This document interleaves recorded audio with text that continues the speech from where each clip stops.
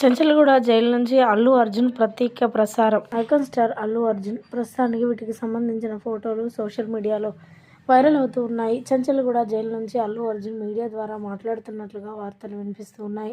Icon star Allu Arjun నిన్న December 13వ తారీఖున arrest అయిన విషయం మనందరికీ తెలిసిందే. నాంపల్లి పోలీస్ స్టేషన్ నుంచి పోలీసులు ఇంటికి వచ్చి అరెస్ట్ చేశారు icon star Allu Arjun.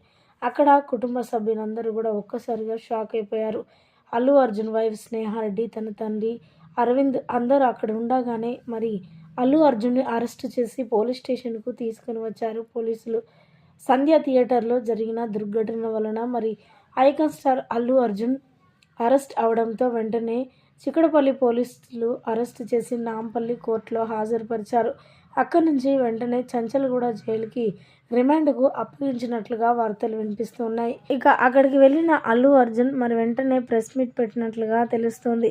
Arrest అయిన రెండో రోజు మీడియా ద్వారా మాట్లాడుతూ, నేను చేసిన తప్పేమీ లేదు.